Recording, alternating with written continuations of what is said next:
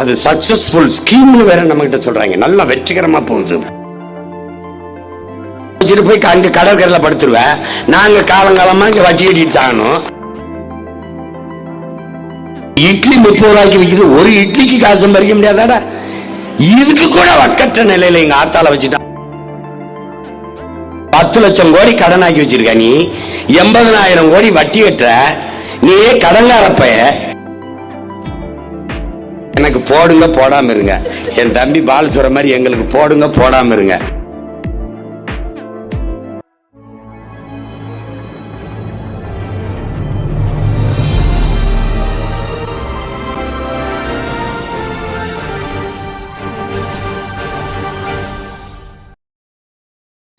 என்ன செஞ்சு விடுவாய்? என்ன செஞ்சிருவீங்க சீமான்? நிலமும் வளமும் சார்ந்த தொழிற்சாலைகள், வேலை வாய்ப்பு, வளர்ச்சி. நீ விருத்தாச்சலத்திலே இரு, நான் அரசு வேலையோட வாரேன்.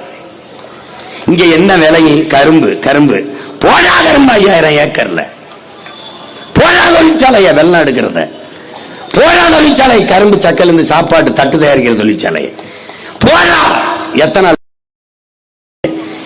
அந்தந்த இடத்துல தொழிற்சாலை. வாழும் இடத்திலே அரசு பணி. என் மக்களுக்கு கல்வியை உலகத்தரத்திற்கு நம் பிள்ளைகளுக்கு பெற்றுக் கொடுங்கள். பிள்ளைகளை கற்றுக் கொடுக்கிறோம் நாங்கள்.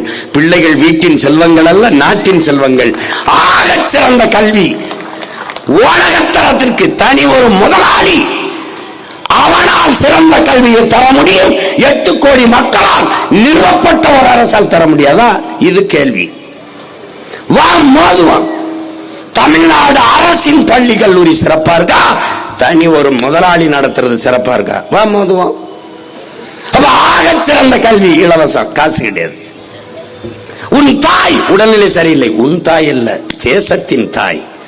உன் தந்தை அல்ல, தேசத்தின் தந்தை. 1 ரூபாய் 1 கோடி மருத்துவம்.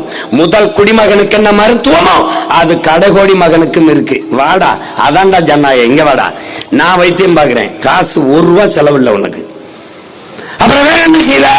நானே வேளாண்மை செய்கிறேன். வேளாண்மை செய்வது அரசு பணியாக மாறுகிறது. ஆடு மாடு வளர்த்தல் அரசு பணியாக மாறுகிறது. நாட்டு கோழி வளர்த்தல், பட்டுப்பூச்சி வளர்த்தல், நெசவு, வாத்து எல்லாம் அரசு பணி. அவனவன் வாழ்விடத்தில் என்ன உனக்கு செலவு? என்ன செலவு? பசி கிடையாது. முல்லை, குறிஞ்சி, மருதம், நெய்தல், அங்காடி நாமளே வச்சிடறோம். அவனவன் வாழ்விடத்தில் எல்லாம் கிடைக்கும். இந்த கேவலப்பட்டங்க மாதிரி மாசத்துக்கு 1000 ரூபாய். தம்பி சொல்றாரு பால, மாசம் 12,000 ரூபாய் தான் யாருக்கு? இந்த அரசு பணியாளர் டாஸ்மாக் இருக்கு. அம்மாவுக்கு 1000 ரூபாய். அம்மாவுக்கு 1000 ரூபாய். இத வேற அது சக்சஸ்ஃபுல் ஸ்கீம்னு வேற நம்ம கிட்ட சொல்றாங்க. நல்லா வெற்றிகரமா போகுது.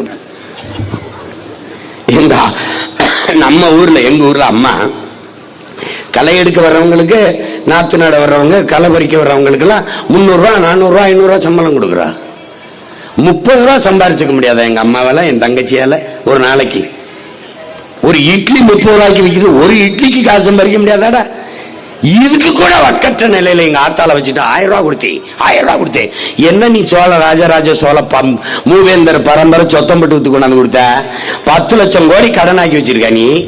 80,000 கோடி வட்டி கட்டுற நீ. கடங்காரப்பைய எங்க தலையில கடனை வச்சுட்டு போய் அங்க கடற்கரையில படுத்துருவேன். நாங்க காலங்காலமா இங்க வட்டி கட்டிட்டு தாங்கணும்.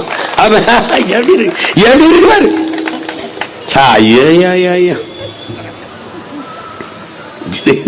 இது உங்களை நல்லா இருப்பிய. எனக்கு போடுங்க போடாம இருங்க. என் தம்பி பால் சொல்ற மாதிரி எங்களுக்கு போடுங்க போடாம இருங்க. ஆனா யோசிச்சு போடுங்க. பாத்திரம் அறிஞ்சு பிச்சையை போடுங்க. என்னம்மா எந்தையாவது எவனுக்காவது போட்டு மறுபடியும் இன்னொரு தடவை எங்களை போராட கூப்பிடாதீங்க. ரொம்ப சோர்வாயிருது. ஏன்னா திருப்ப திருப்ப திருப்ப அப்படின்னு. ஒரு தடவை தவறு பண்ணலாம், 2 தடவை தவறு பண்ணலாம். இப்படியா 60 வருஷமாவா எங்களை பாடுபடுத்துவிய?